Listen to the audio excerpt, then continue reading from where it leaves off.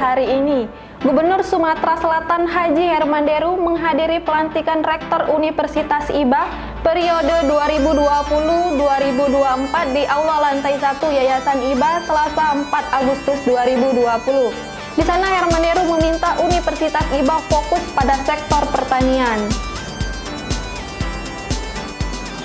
Gubernur Sumatera Selatan Haji Hermanderu meminta kepada perguruan tinggi untuk membuat terobosan dan menetapkan prioritas sesuai potensi daerah. Di Sumsel, potensi daerah yang dikembangkan yakni sektor pertanian. Hal ini disampaikan Gubernur Sumsel saat menghadiri pelantikan Rektor Universitas IBA periode 2020 sampai 2024 di Aula Yayasan IBA. Dalam pelantikan ini, Ketua Yayasan IBA Haja Rita Rosida Bayumi resmi melantik Dr. Taret Rashid MSI sebagai Rektor Universitas IBA. Saya banyak harapan Bapak Taret ini untuk di zaman pemimpinan dia di IBA ini harus ada terobosan, dan agar terobosan itu dapat menjelma itu harus ada prioritas. Maka prioritas jangan semua dibuat prioritas, karena ketika semua menjadi prioritas sama dengan tidak ada prioritas. Yang saya harapkan berkait dengan potensi daerah, apa itu pertanian.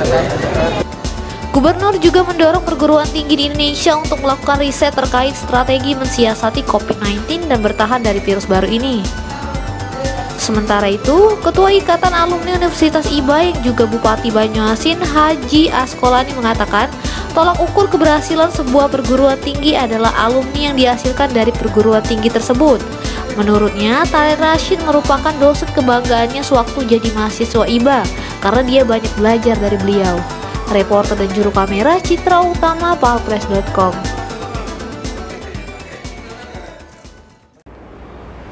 Pemirsa, Badan Kesatuan Bangsa dan Politik Kabupaten Ogan Komering Ilir bersama Forum Kerukunan Umat Beragama melakukan sosialisasi kerukunan umat beragama.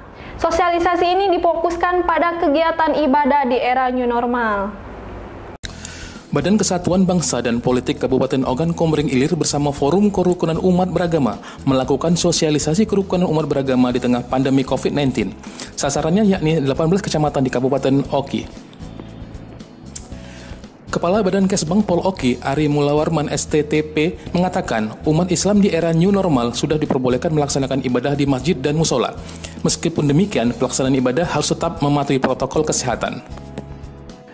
Salah satunya dengan menjaga jarak aman 1 meter, menyiapkan cuci tangan bagi para jemaah yang hendak masuk ke tempat ibadah, serta cek suhu tubuh. Reporter dan juru kamera Mujianto, palpress.com.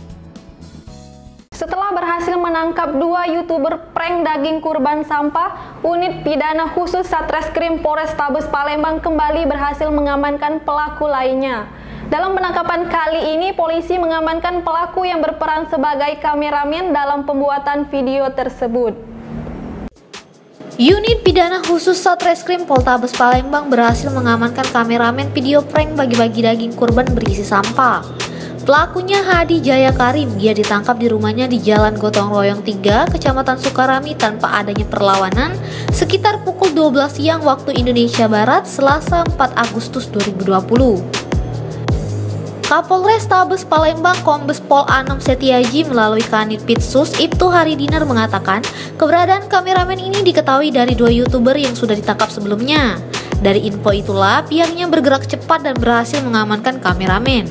Setelah tertangkap 3 pelaku, pihaknya tinggal mencari 1 orang lain berinisial RS. Sementara itu, Hadi mengakui perbuatannya yang berperan sebagai kameramen.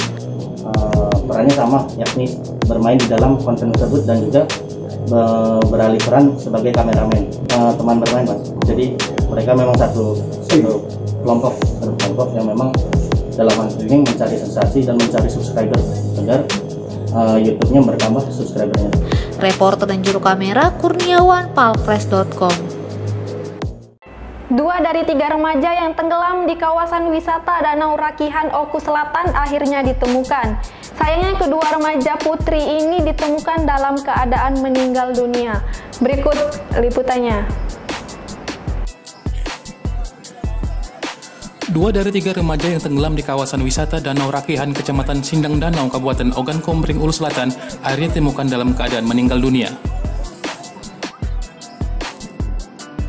Kedua korban tersebut yakni Halimah, warga desa Tanah Pilih, dan Tri binti Yono, warga dusun Petai Manis, desa Pecah Pinggan. Sementara satu rekan yang ikut tenggelam selamat dari maut. Informasi yang berhasil dihimpun, rombongan remaja tersebut berlibur ke tempat wisata Danau Rakihan. Di lokasi, dua korban bersama teman yang bermain air dengan menaiki rakit yang ada di lokasi. Namun rakit yang mereka tumpangi terbalik sehingga dua korban tenggelam ke dasar Danau Rakihan. Akhirnya kedua korban ditemukan dalam keadaan meninggal dunia. Reporter dan juru kamera Andrian Syah, palpres.com. Berita terakhir Sumsel 24 jam hari ini. Kecelakaan kembali terjadi di Jalan Lintas Timur Palembang Jambi, tepatnya di kilometer 121 Desa Sri Gunung, Kecamatan Sungai Lilin, Musi Banyuasin, Selasa 4 Agustus 2020 sekitar pukul 15.00 waktu Indonesia Barat. Kali ini truk trailer bermuatan LPG dari arah Palembang menuju Jambi kehilangan kendali, menabrak minibus jenis Avanza dan terbalik dengan menutupi seluruh badan Jalan Lintas Timur. Berikut liputannya.